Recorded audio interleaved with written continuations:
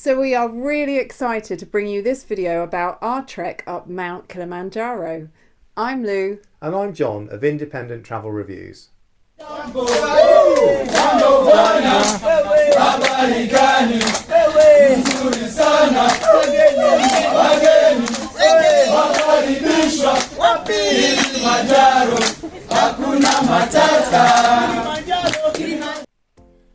Hello and welcome to the second video in a series designed to take you to the top of Africa's highest mountain, Mount Kilimanjaro. Now, in our first video, we talked about the long-term planning, and we talked in detail about the different route options you can take, when to go, and how to get there. Now, maybe you've already booked your trip, or perhaps you're still thinking about it. Now, in this video, we'll talk about some of the kit that you need to take. Now, we're not going to go through the kit list in absolute minute detail here. What we are going to do is we're going to call out some items from the kit list that we feel are particularly important to maybe pay attention to or perhaps spend a bit more money on.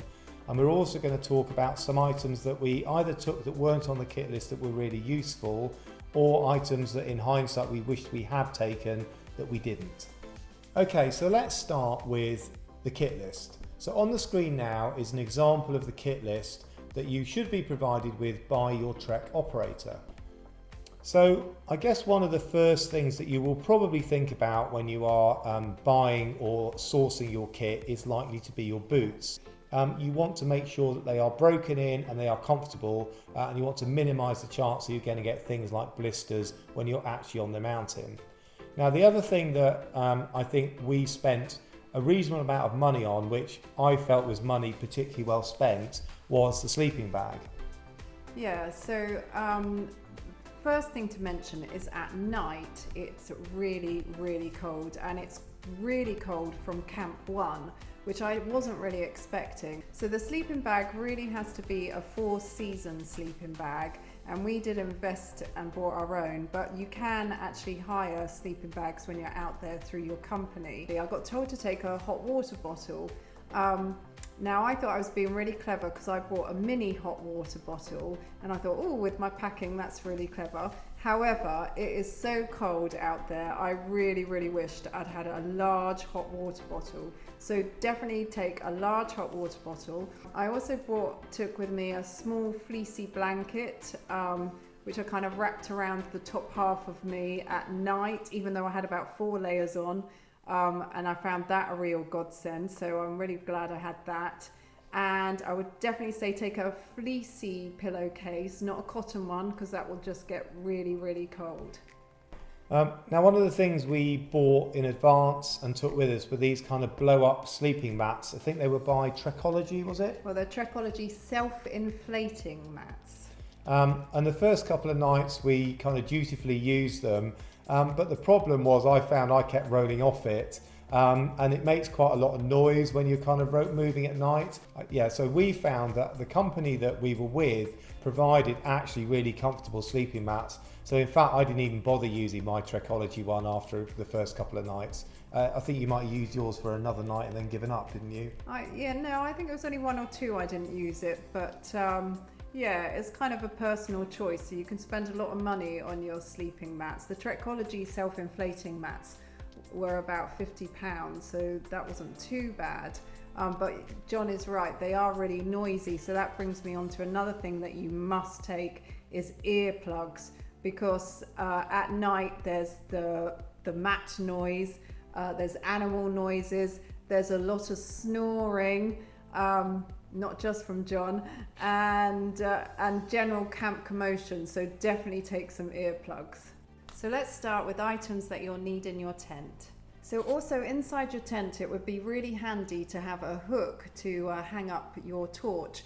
I bought a really cheap and cheerful small round torch that had a little hook that we used for the first couple of nights until it broke, and then we missed it. So yeah, definitely have a hook, and also because there'll be like a little cotton loop at the very top of your tent that you can hang it off. And that kind of coincides then with a good head torch for inside the tent and definitely outside the tent as well. We used really old head torches that we'd bought our boys many years ago, and basically for summit night, they weren't good enough. But then saying that, that's what we used and we did achieve it. So, but I would invest in a decent head torch. Okay, so one of the things that we probably hadn't appreciated is just how dusty it gets, almost from the word go. And we wish we'd had a little brush of some sort just to brush off our boots and to brush off the inside of the tent, didn't we? Yeah, and it's also worth taking, well, I use little nappy sacks as just little kind of bags, put in all your rubbish in the tent that you can then give to the big camp dustbin bag. Yeah. But you also pointed out that those nappy sacks are useful for if you need to go to the bathroom when you're on the mountain, didn't you? Yes. So if you're out on the mountain and you need a wee, which you will because you'll be drinking so much, and we'll get onto that, you're not to leave anything on the mountain. So it's good to have a little nappy sack to kind of keep your toilet paper in. Unfortunately, though, a lot of trekkers, hikers on the mountain don't abide by those rules, so it can get a little bit disgusting. Now, while we're on the topic of dust, you will get very, very dirty climbing Kilimanjaro, and one of the things I really noticed was how dirty my hands were all the time. Even as soon as you've washed your hands, they're dirty again. And I don't particularly look after my nails that much, but there was dirt in your nails all the time. It was hideous, and I really would have loved like a little nail file, a little nail cleaner, just to kind of clean up my hands a bit. It sounds ridiculous, but it was one of the things that really bothered me. And if I had nails, I'd want that too. Now the final thing, and this is for gentlemen, I would suggest that you might find useful in the tent, particularly if you're more experienced and in that age bracket as I am. If you do need to go to the bathroom in the night, which you may do because, as Lou says, you are drinking a lot, and if you're taking Diamox, it's even more relevant. Rather than having to get out of the tent and go to the toilet tent, you might find it useful to have a little something to wee into in the tent and then empty it out in the morning. Just a suggestion. Right, so moving on now to kit that we either took or didn't need, or didn't take and wish we had, or extra stuff that we took whilst we were trekking. So where do we start then? Let's start with poles. Yes. So poles, we disagree, but John is so in the minority here. I used my poles from the word go, day one, every day, had them with me. I needed them for up and down, and I would not have achieved this trek without poles. I think my take on it is each to their own. You do have to have poles, by the way. I didn't take any with me, and I ended up having to rent them because they insisted that I had them. I used them for literally about 10 minutes in the final phase of the descent. The rest of the time I didn't really need them, but that's just an individual thing. You will need to have them with you, so you might as well buy them even if you never ever use them. Which then leads on to another one, gaiters. So I have to say I laughed at gaiters when we were going, and I did think, am I really going to wear these? Anyway, again, I think I started wearing my gaiters on about day 2, and I found they were really great. They really helped with keeping my trousers cleaner and stopping all the dirt and dust going into my boots. Now I had quite tall boots. I didn't wear gaiters, and I had no problem at all, so make your own mind up. So total essentials are sunglasses and sun cream and a good lip balm. Obviously at high altitude the sun is so much stronger. I also wore a really kind of wide brimmed hat during the day, and then you need your woolly hat at night. So the layers of clothing that you need to keep warm and dry are kind of personal, and you can spend anything from virtually nothing to a huge amount of money on them, and that's a very personal choice. I think what I found was having lots of relatively thin layers was really helpful, because you can, as you get hot or cold, you can take them in and out of your day pack.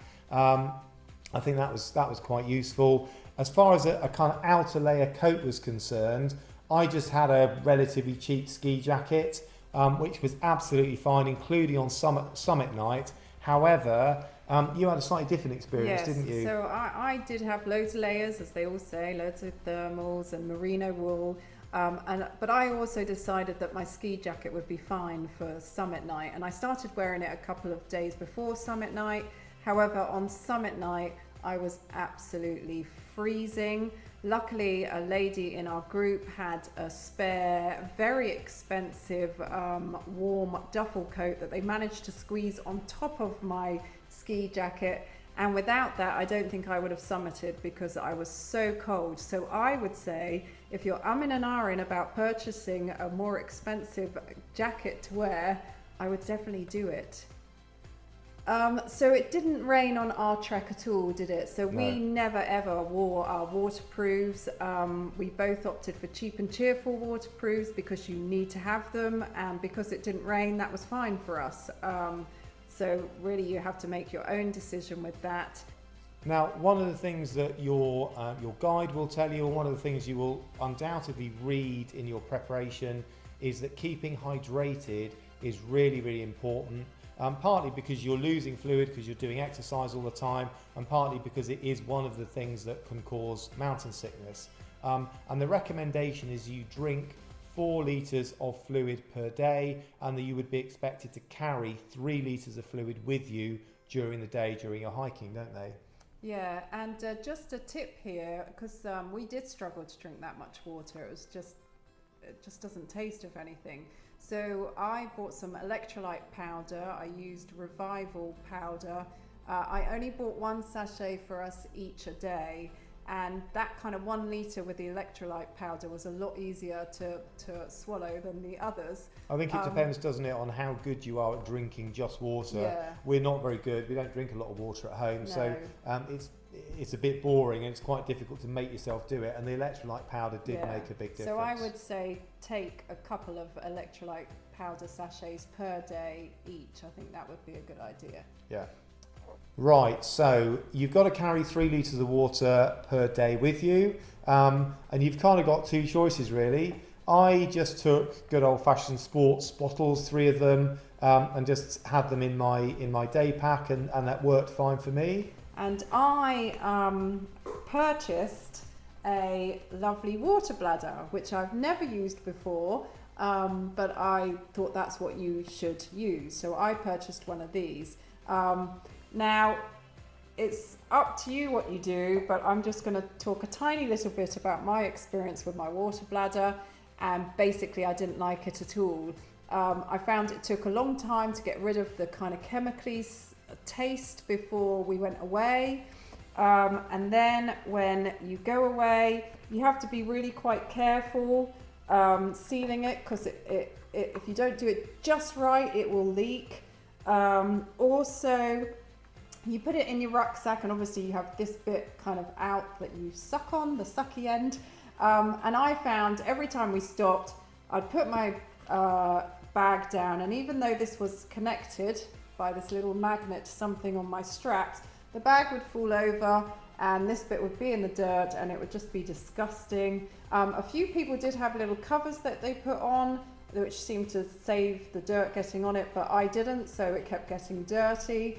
I also found the sucking was really difficult, and on summit night they say it freezes. They say you're supposed to wrap it up, but the water in the hose freezes. So at summit night, once you've had your suck, you're then supposed to blow into the tube to push the water back in, so there's no water in the hose to freeze. Now that's great, but on summit night you have no breath whatsoever, and even sucking like 1 sip of water takes all your breath away, so you're like and there is absolutely no way I was going to be able to blow the water back in, so it did freeze, so it was completely useless, and I ended up using your water bottle. So the bladder is not for me or for John. However, lots of other people in our group absolutely love their water bladder and say they would not have been able to do it without. So the choice is yours.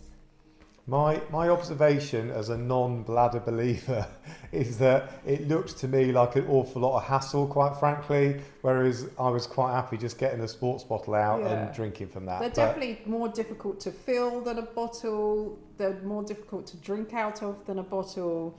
I don't like them. Do you get the message? Now, one of the things you will probably want to do is to keep your phone, camera, video camera in our case, charged while you're on your trek. It's quite a challenge for 8 or 9 days. Now, we took with us 3 kind of portable chargers like this. I think this is 25,000 milliamperes. So we took 3 of those, obviously charged just before we left our hotel. And I also was given a portable charger that had a little solar panel on the back of it, which sounded like a great idea. Unfortunately, in practice, it didn't work. However, some of the other people on our trek, including our guides, had one of these kind of fold-out solar panels, which they hung on the back of their backpack on sunny days and also put out in the sun at break times and at the end of the day and so on before the sun went down. And they seemed to work really well. So I think in hindsight, that would have been my preferred method of keeping stuff charged. Take chargers with you, but also invest in one of those kind of portable, larger solar panels. Now, finally on packing, I'm just going to talk about food and snacks. A friend of ours advised us that we might want to take some of those dehydration meals with us, especially like a porridge. No, dehydrated. Oh, Go on, keep going. Dehydrated. Oh dear, advised us to Now, finally on packing, I'm just going to mention food and snacks. A friend of ours advised us that we might want to take some dehydrated meals with us, especially a porridge to have before summit night. So I did buy a whole load of dehydrated meals. I used Fire Pot. And I bought a selection of meals because I know what John's like when he's hungry, so I thought, well, this would be really good to do. However, our cooks were brilliant. There was always tons of food. The food was good, so we never really used them, but I was determined we were going to at least have the porridge because I brought them all the way. And we tried the dehydrated meal porridge and it was nowhere near as good as our cooks, so I would say don't bother. The only other thing was snack bags. I ummed and ahed whether we needed snack bags. I decided in the end we would take them. And yes, take snack bags. We were told don't take chocolate because chocolate can melt or it can freeze. But I love chocolate, so I took chocolate raisins and sweets and nuts. And I divided them into 8 sandwich bags. So we had 1 sandwich bag a day in our day packs. And yeah, they're really great for giving you an energy boost because it can be quite a long time between meals when you're trekking. The only thing I would say is be a bit more adventurous. I had exactly the same snack bag every day. And yeah, I would have really liked something a bit different. After about 3 days, it did get a bit boring, didn't it? You mainly had nuts, and he said, I never want to see a nut again. But sounded like a great idea, being healthy and all that, but nah. No, and it's quite nice to share. Usually, your guide or your porter who's with you, you know, they quite like. So yeah, take some snacks. We had a kind of discussion amongst our group at the end of the trek, and there were probably 5 things from our point of view that surprised us a bit, and we weren't quite expecting, weren't there? Yeah, 2 we've already mentioned. 1, how cold it is at night from the word go, and the second one is how dusty it is. So the third one is, and this may sound obvious, but just how breathless you get, really from quite an early stage, but particularly on summit night. Once you get to the summit of Kilimanjaro, you've got roughly the equivalent of 50% of your normal oxygen level going into your lungs, which does explain it. It is quite normal, but it is also quite an eye-opener, or lung opener as the case may be. And the fourth one, if I'm allowed to speak, the fourth one is how scenic it was. We'd heard loads of stuff that said Kilimanjaro wasn't particularly a beautiful climb, it wasn't particularly scenic, but we thought it was stunning. And we did the Lemosho route, as we've said, but the plants were kind of beautiful.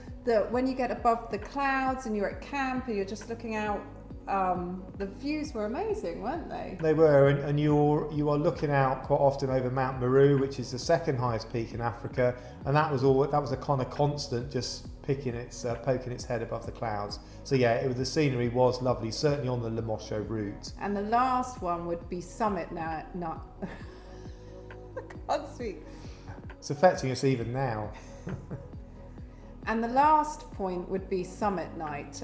We're not going to talk about summit night now. We knew summit night was going to be hard. It would be the hardest day that we had. So keep watching the next videos to find out about summit night. So we cover it in video 4, but just a little taster. It is a challenge. Not a reason not to do the trek, by the way, but it definitely will be one of the more challenging things physically and probably mentally that you will do in your life. So thanks for watching this video. We hope you found it useful, and don't forget that it's just part of a series of videos on our Mount Kilimanjaro trek, so look out for the next one.